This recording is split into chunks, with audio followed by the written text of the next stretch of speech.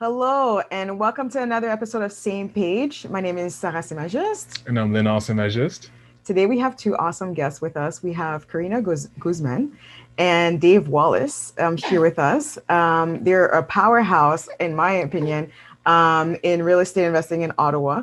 Before we start, I'm just going to ask you guys to just introduce yourselves and tell us who you are. Sure. So, like you said, my name is Karina, and I'm a land developer here in Ottawa. I've been doing that for how long? 10 years. But before that, we were real estate investors since 2009. And what were we doing before that?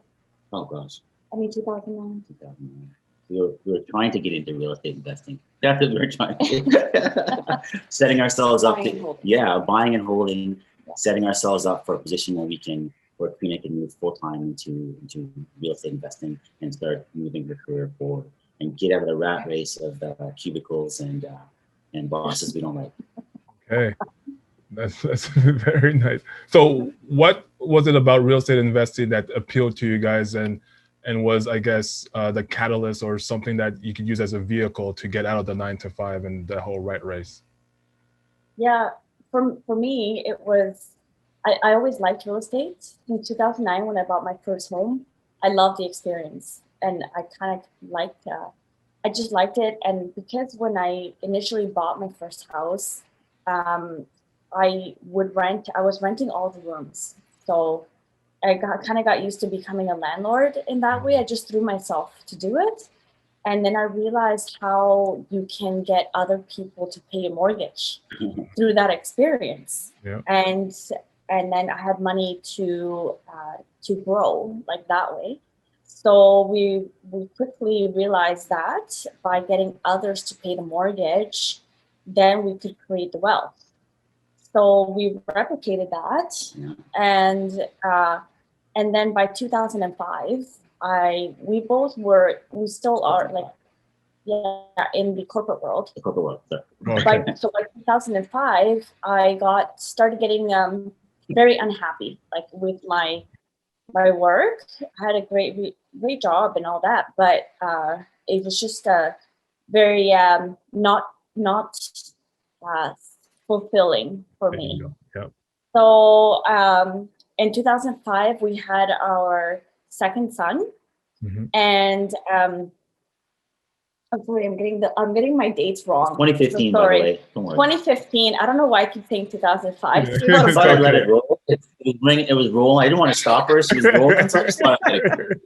You kind of figured that too. I was like, okay, I'm like 2009, 2005. Okay. Oh, Yeah. 2005. That guy's really old right now. I'm like, young. He's looking young. Okay, cut. We're gonna edit that part. By 2015, Yeah. oh my goodness. By 2015, we were having our second child, Okay. and that's when I really told Dave I want to basically use my maternity leave to figure out how to get rid of my day job. And because I'm mat leave, right? You get the 1 year, Mhm. and that's when I really put a acceleration to it all, and that's how I began to just focus on that with baby in tow. Took him everywhere with me, and then we really began investing in development land. Yeah. At that point. So pretty much once she started on mat leave, like she was like 9 months pregnant, like bulging. And we were at real estate events, learning, and everyone's looking at her. And we're like, I don't know, you're gonna pop any minute, right? Yeah. But we were there to get the knowledge, right? And we only had a short time window to get the information. We're like, okay, we get it in now before the baby's out, and then we get at least while she's recovering. We something to start working forward for, and then we just kept moving after that. And then baby became a business partner, and he started going to all the business meetings at an early age and getting his chops wet at discussing business deals. Awesome. You know what? I love what you guys are saying. You're 9 months pregnant, going to conferences and Yeah. all of that. And then you have the baby, you're still going with the baby. I think a lot of times people say like, oh, after when the kids are older, or when they'll be in school. And I love that you guys didn't let that stop you. And in fact, you use your maternity leave when most people think like it is a busy time. Absolutely. You're feeding your child and you're caring for your child, for your newborn. But at the same time, you found the time to, to learn, because you wanted to get out of the rat race. But so I really, I admire that. I really like that. Yeah, Oh, I applaud you for that. That's great. Yeah, that time was well spent. She really got the time to investigate, dig deeper into city bylaws and zoning, and go through, make some costly mistakes along the way, but still, learn some great learning opportunities, we'll call them. Exactly.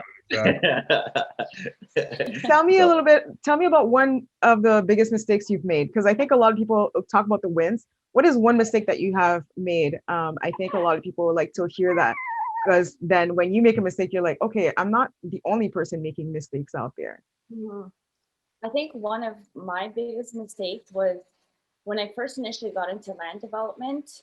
I felt like I needed to, I guess, do it with someone, or I was hoping to find the right person. And I thought with the land, I could maybe get like a partner or someone, like something, or someone who would come in with me as part of it. And that was probably my biggest mistake, I'll be honest, because although the partnership at the beginning was very good, it quickly turned bad. And I was too new at the time to really get into a partnership, because when you get into JVs or any kind of partnership, there's a lot of things that have to be put down in paper. And the responsibilities of each partner should be written out in advance. And I just didn't know that enough. Like I was too new to know that, or even question it, I guess I almost want to say. And that cost us a lot of money. And a lot of hardship. But at the same time, it's also about transparency. You have to be transparent in any venture you're getting into. Absolutely. The minute your partner starts saying, well, I can't give you this, or I can't show you that, you got to really start thinking about, what is this person hiding, or what am I missing? Yeah. And really rethink your position if you want to move forward with that, because that's a big warning sign. So if you're trying to get into a deal with someone, and they're like, well, I got this guy, but I can't give you his number, or I can't tell you who he is, but he's this guy, right? Yeah. Sounds kind of fishy, don't it? Right. Smells like a fish, Right. It probably is. Exactly. So, like, how did you guys overcome that obstacle right there? So, I'm sure it was a pretty lofty setback. So, how do you find the courage and find, basically the courage to still pursue this passion of yours in real estate and land development, and just to move forward? To be honest, Leonard, it actually almost forced me into doing it myself. Like it got to a point where I was like, you know what, I'm done. I need to just move on, take it as a learning experience. And it actually gave me the, I guess, excitement almost in a way to leave the partnership and just start over. Even though we had such a big setback from it, and we had quite a bit of cleanup to do after the fact when everything happened, that I was more excited than upset. In my mind, I was more upset than excited. I know he was really upset, but in my mind, I was like, I've learned so much from this whole experience, and I was so excited just to go and move on by myself. And that kind of like it just propelled me to just do everything, and from there, everything just grew super quickly. So because it all grew really fast in a positive way, I kept telling Dave, I'm like, it all worked out. I'm like, I told you it was going to be okay, but he's still upset about it. I think his face is still like. Try not to growl. No, but it was a really good learning experience, and but even after that, there's always going to be small setbacks, things that you don't expect, especially when you're doing trying to get into bigger projects. There's always a curveball. And then, stuff like COVID comes out of nowhere, stops everything. All of the work you've been planning for months, these things are going to happen. And hopefully you can find a solution, a way to get around it, and just, you know, go through the ebbs and valleys and you know, and get to the other sides. But if you know, just don't give up, keep pushing, right? There's Absolutely. always a solution Yeah. for something, for everything. I Yeah. find you just have to get sometimes a little more creative. Absolutely. And I think everybody's in the same situation, right? During COVID right now, it's either you pivot or you give up. And most people are just like, oh, you know what, I'm going to pause.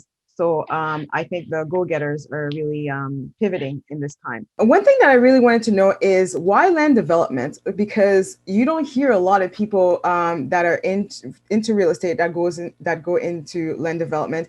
So walk us through a little bit of what that entails and why did you decide to go in land development? Sure. So land development, I really, honestly, I just stumbled across it completely by surprise. The way it really happened was, like Dave was mentioning, when I was big and I was like, oh, with my belly and everything, we were going to every real estate event I could find. And he came with me and we wanted to learn a lot, like as much as we could. We knew we wanted real estate, we wanted to grow in real estate. And we were just absorbing as much knowledge. During one of those events that we went to, I happened to sit next to this girl, this lady, who we just kind of hit it off, and her and I were chatting. And through that conversation, she mentioned to me that her and her husband buy land, sever it, and build semis on them. And they do this all over Vanier. And I was like, what's severance? What does that mean? And she's like, oh, it means when you cut it up. And I'm like, oh, well, how do you know which lots you can do that? And she's like, by the zoning. And I'm like, what's zoning? And so I had just never heard of any of this at the time. Again, this is back in 2015. Or 2015, I got the date right. Got it right this time. And so I had the baby. And then about a month later, I was already at her house. And we're hanging out, and she's like, she gave me the principle. She showed me like how to read it, how to find the zoning. I didn't even know Geo Ottawa back then. I didn't know any of this stuff. And after that, I just kind of became obsessed with it. I took courses, and I started learning about everything I could about urban planning, zoning, how do the processes to go about getting permits. And it hit me one day, the whole LRT, like with the light rail system happening here in Ottawa. And it was the same time when I was learning about the zoning. And I realized the city was going to allow intensification in the areas that are closest to the transit. Mm-hmm. And that was like my aha moment. Like I was like, whoa, this is the perfect time to begin to look at these areas that are closest to transit, because the city wants them to be intensified and increase the density in them. And then from there, I just became like literally obsessed with the whole idea. And then I convinced him. One of the other contributing factors as well was the fact that there's not a lot of people in this space. So this is a great opportunity to get into a market that was really untapped, right? So, you know, it's never good to go in with a lot of sharks. I want to go in with the minnows. And Dave's so right. It hit me hard, like that aha moment was when I realized, like, I was telling Dave, we've gone to so many events and nobody has ever talked about land development in any of these. I heard about everything else. Flip, burst, flip to yourself, this, not even one thing. And I was shocked. And I thought, I love it, because I felt like I found this like newfound knowledge that like nobody knew about. And I loved it. I loved the idea that nobody had put these things together or were even talking about it. The idea of putting zoning and the transit together, I didn't see it anywhere. So that gravitated me even more towards it. And then once you put the transit oriented with the zoning and the land development, it creates a formula. And then we just took that formula and started implementing it and started buying properties that fit into this mold. And then using those properties to implement our strategy. Good for you. So how do you guys divvy out the roles as we're fully aware, there's many steps when it comes to any type of strategy that you use. So how do you guys decide how to divide those roles between you guys? I just do what's left. I let Karina do all the work, and I just take my I like that answer. We actually are very good, like you guys, like you guys really complement each other. I feel like we really complement each other in the sense that I basically do all of the acquisition, the vision. I'm the one that creates the project.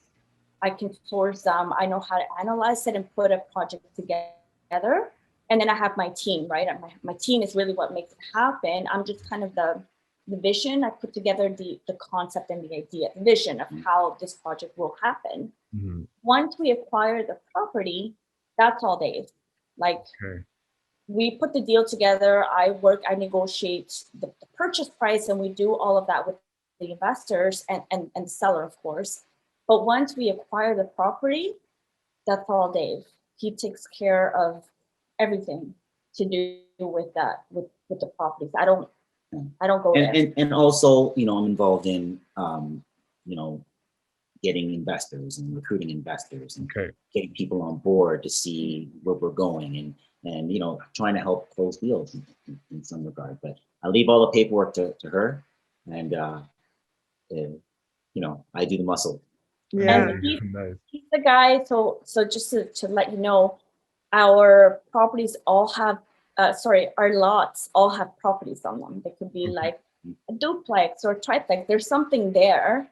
So when we manage it, he's the property manager, essentially. He's the one that deals with the tenants. He's the one that takes care of the maintenance of the property and renovating them. So once a tenant leaves, we do some upkeep, right? Or renovate. Like right now, he's actually doing a full renovation on one of the properties. So even though, yes, the lots are purchased for development, and yes, the properties will be demolished at some point in time, once we get the approvals, we still are in a position where some of the projects are 2 or 3 years out.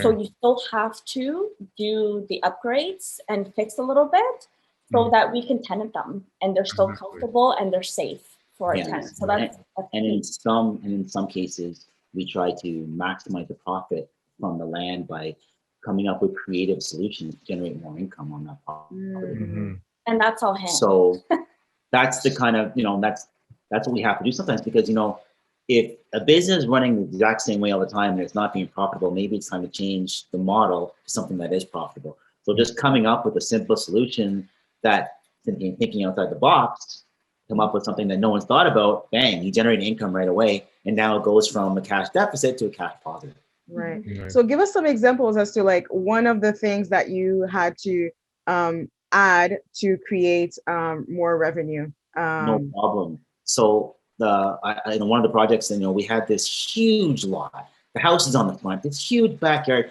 There's like weeds and there's animals fighting in the backyard because there's so much space, right? So and it was paved, and we're like, this is a waste, right? So what we did was we said, you know what? There's a lot of companies out there. They're looking for places to park their vehicles. There's a lot of people that are looking to rent a parking spot. So we started putting feelers out there to see what we can get. And then all of a sudden, boom, we get someone that wants to rent the back of the lot, park a lot of cars there for a certain amount every month.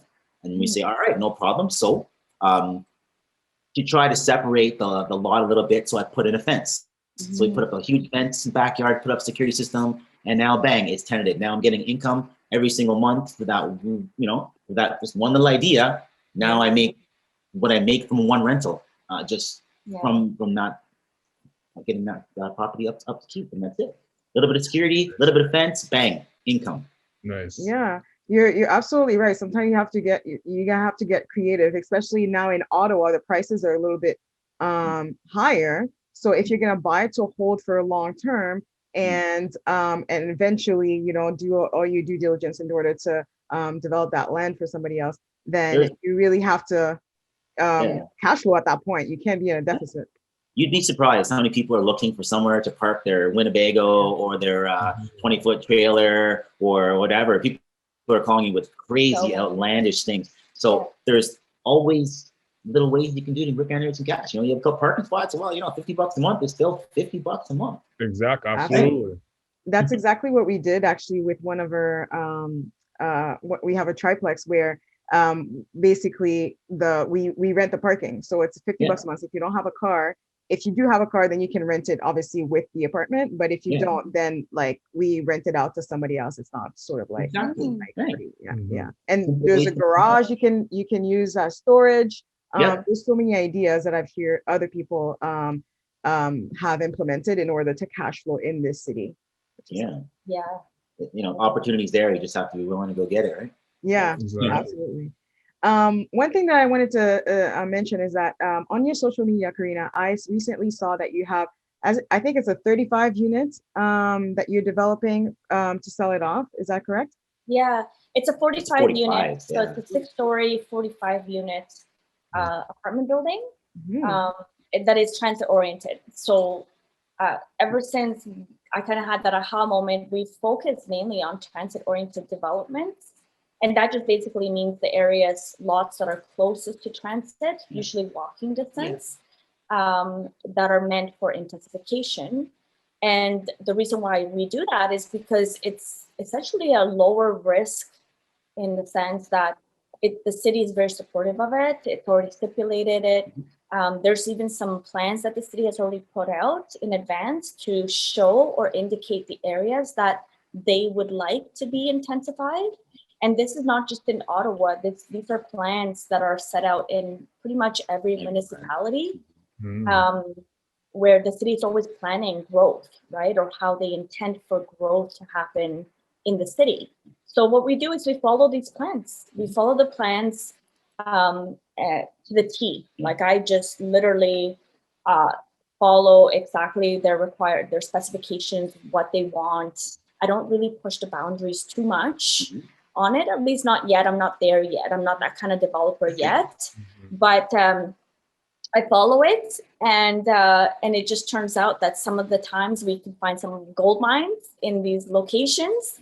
In this one particular, it's a triplex. It's a triplex that we have on there, but the lot is really nice size. It's 100 by 150, and it's 400 meters to the station. So it was such a cool find. I was so excited for it when we found it. That's part of the treasure map. So they're not just city maps; they're treasure maps. Right. If you look, you'll find treasure. Totally, it's like a gold mine. Yeah. And so basically, once you do all the process, you sell that to somebody who's going to actually build this. Is that correct? Yes. So for these larger projects, like as you can see, if anybody has followed me, the projects are getting bigger and bigger. And they require obviously a lot more capital and very, very experienced builders to build these massive buildings. So our strategy is what we call flipping the paper. So I should really like trademark that. Yeah, right. But every time I say that, I'm like, flipping the paper. She's like, yeah, you feel like you know, honestly, you feel like you're robbing something. You're like, like money laundering or something. It's not bad. It's good. It sounds like it's a dirty word, you know. It's like flipping the paper, right? It's like that idea that I can take something, the property's still there. We don't really do too much to the property. It's still there, but I'm working behind the scenes with my team. We get all the permits, we get all the approvals that is necessary to build something like this.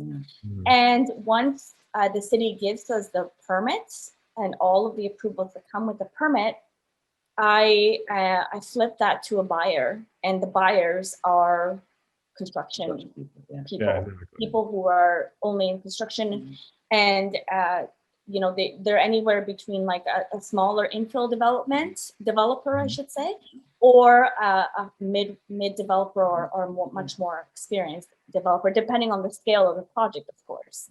So that's what we do, and we exit at that point. And so we leave that for somebody else to build.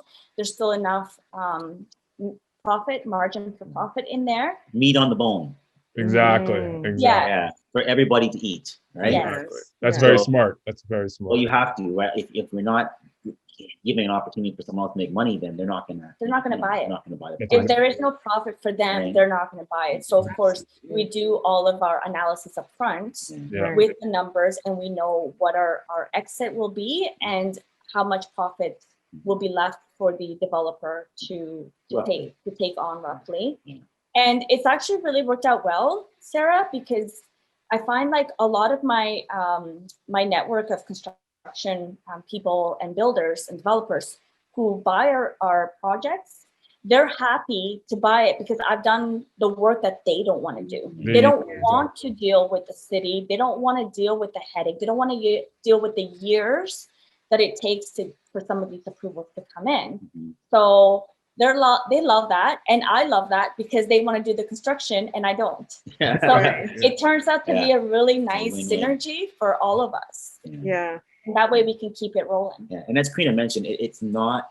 I'm going to put a disclaimer here. It's not a slow process. It's the long haul. It's not. You're not going to flip this. Yeah. This is something that you have to put time, put effort, and you know that it's not something that anybody can just jump up and make it happen. So just be prepared that if you're going to go into it, you got to go in and you got to go all the way. There's going to be a lot of ups and downs because dealing with the city of Ottawa, as everybody knows, is a pleasure. It's a pleasure. Love it.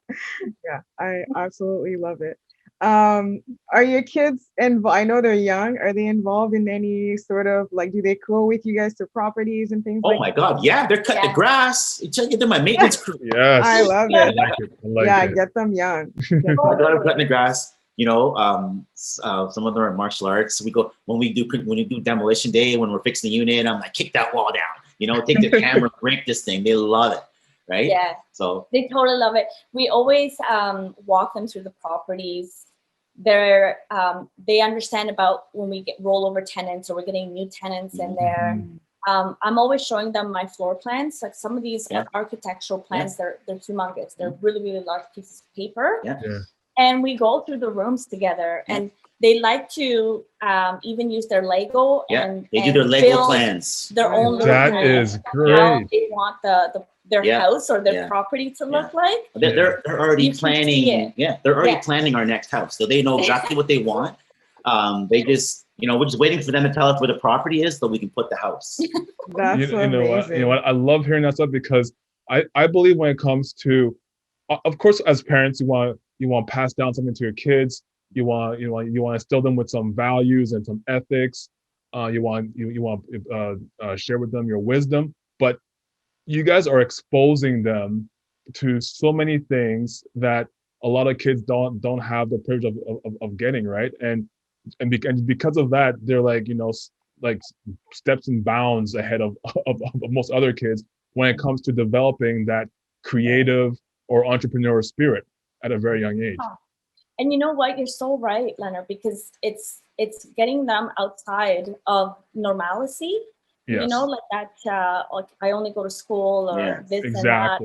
There is definitely that. And I involve them like a lot of times in the mornings when we're doing our breakfast or just talking, I'll tell them like, oh, I'm doing a podcast today or I'm being interviewed today. Or I say, I'm going to do a big presentation today. I'm going to present to some investors and we're trying to raise this amount of money. Nice. And they'll be like, really? All of that? I'm like, yeah, we're going to raise all of it. And then I come back when they come back from school and they'll ask me like, how did your presentation go? What did they say? Yeah. So, and they're curious about it. And I tell them, I involve them. Mm-hmm. Or I show them like that building that you were talking about, Sarah. Mm-hmm. I show them the picture, the render that you saw. And I'm saying to them, look, we're going to make that triplex that you walked through last week. This is what it's going to look like. And they're like, wow, that's really cool. Okay. So they love it. They like the idea. It's fun to see their reaction and get them involved, you know, their curiosity. We've even had, remember one of the earlier properties that we got rid of, we walked them through like, this place is dumb. Like, this is ugly. And I'm like, don't worry, some lipstick, a little bit of, a little skirt, and she's gonna look great, right? And I'm like, these are the best ones. And they're like, why? I'm like, because these are the ones you can demolish. That's amazing. I'm glad that it's a whole family affair. And instead of just leaving them with like, these properties maybe, I think just leaving them with the knowledge that they can do it themselves is key, right? Oftentimes, like a lot of kids, they just see their parents like having to run from one property to the other, so they think that's what real estate investing is. They don't really understand like the whole process and what it can do for their family. So it's good that you're sort of explaining the big picture and not just like we're just gonna buy this ugly house, right? Not that. Well, you know, and there's a little bit of selfishness to this, because we bought one. We're like, you know, when you're 18, we got a house for you. You know, Yes. like there. You know, you can just bounce. You can go somewhere else. You can just live there. So there's that too, right? So, but also, Sarah, you really reminded me of something when you said that. I get quite often calls from people, and a lot of them are landowners that have inherited land or a property or something from their family, from their parents, and they don't know what to do with it. They have no idea what to do with it, nor a lot of them care about doing anything with it. They just kind of want to get rid of it, because for them it's like a maintenance issue or something that they have to take care of, or just a dollar figure, right? They want to take the cash and run, or they want to take the cash and run. But I think it is something that is going to be happening way more, as you guys know right now, in all of pretty much all of the world right now. It's especially Canada, because we have such a older population. There's a big movement of money and generational wealth that is being transferred over to the children. So all of the baby boomers who are past their 65 going into 80s are all transferring their wealth to their children. And you're right, we get so many phone calls from people that they just don't know what to do with their land. And that's what it is maybe perhaps their parents never involved them. Yeah, well, most of these people, their parents bought property and they just held on to it. They didn't do anything to it, just held it, just sitting there. And, you know, and we know as real estate people that if you just let it sit there, don't do anything to it, you're not making money off it. That's exactly it. Right? So, you know, you have to do something. And for them, they're like, okay, well, I'm not making money off it. These people are paying $1,200 a month. You know, they'll never leave because they're paying $1,200 a month. I can't make any money off this property, right? Absolutely. So they want to dump it because they don't want the headache. And that's it goes to show that like a little bit of knowledge can go a long way. Like if they just educate themselves, they could really see what a gold mine they have, right? Yes, it takes time and it's a process, but like sometimes you're sitting on gold and you don't even know it. You just want to like, you know, give it out to somebody else, just cash it out early. So I don't mind. I don't mind. You don't mind me at all. Awesome. I'll take it. Yes, exactly. Guys, this conversation has been amazing. I'm pretty sure we could talk about this for much longer. But if anybody wants to reach out to you guys, how can they do so? If they're interested in learning more or just even investing with you guys, how can they reach you? Sure, they can Google my name, Karina Guzman. They can also look up creative.dev.ventures. If they look up my name, they'll find creative.dev.ventures. I'm pretty much everywhere. You can find me on LinkedIn, Instagram, Facebook, and I'm just about to launch our website, creative.devventures.ca. So you'll find us there. And a lot of the people like to text me or message me. I always like to say this at the end, is if anybody is looking for advice or help or somebody to pass on an idea to, feel free to reach out to me. I know when I first started, I had no help. Like there was no one really in the land development space that I could really ask questions. So I like to give value to people. So when people contact me, I really put an effort into helping them out or answering their questions. I'm really big on providing a lot of value. So don't be afraid to reach out to me if you do have a question or anything about land development. I'm always here to give some help. That's great. And we're proof of your kindness and your generosity when you took our call a couple of weeks ago and of information. So everyone who's watching, Karina's legit. She will take the time and really hold your hand and go through some of the small steps and some of the questions that you may have. Yeah. So thank you for that. Yeah. You're welcome. Yeah. So thanks again for accepting to be on our same page. To all our viewers, you will put your contact information in the information on YouTube, and also it'll be on our Instagram when it gets posted. So reach out to them. They're a breath of knowledge. So this is Dave Wallace and Karina Guzman. So everybody else, thank you for watching, and we'll see you next time. Thanks, Thanks so thanks, much, guys. guys.